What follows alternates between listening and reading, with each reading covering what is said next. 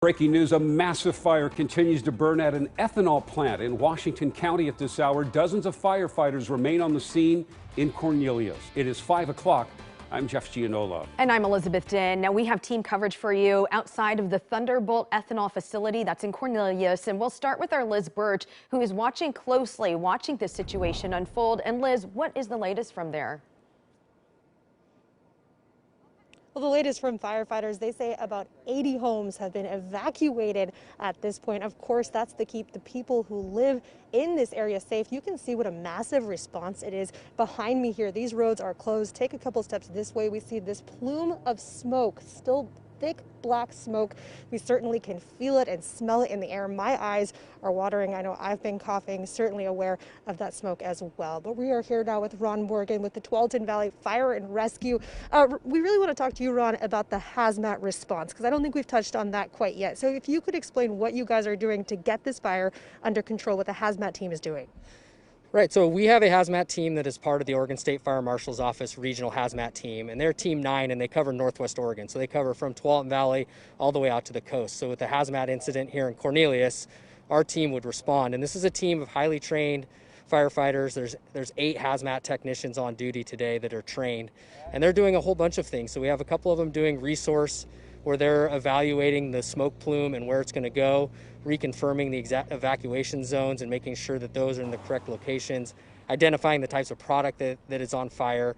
And then we actually have a team that went out and reconned the incident. So they were able to get close, evaluate the ethanol tank that is still on fire to kind of see how much, they can gauge how much is still in it, is the containment area still working, identifying if there was any runoff, what types of drains it would go in, and reporting that back to the incident commander.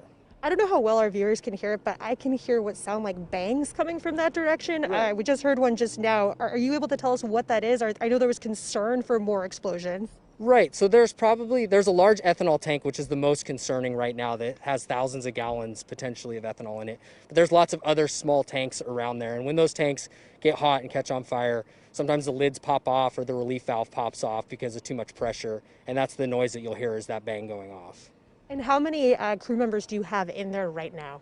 So our hazmat team did a recon. There was 2 of them that went up, a team leader and another firefighter with him, and they have since come back to the command post and are not up at the scene anymore. They were working on deploying 2 hose lines to put some water on the tank to cool it down and protect a structure, but all of those firefighters have been brought back to the staging area, and we have no one up near the scene right now.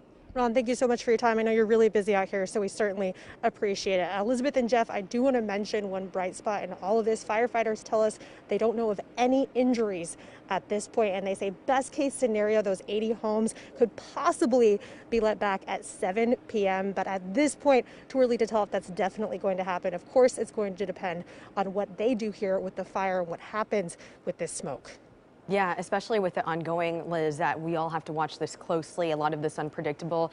And as we just heard from him, that they can't just put water onto this fire. They can cool it down, but they can't just throw water onto it. Thank you, Liz. Yeah, it could make it worse in some situations. Jacqueline.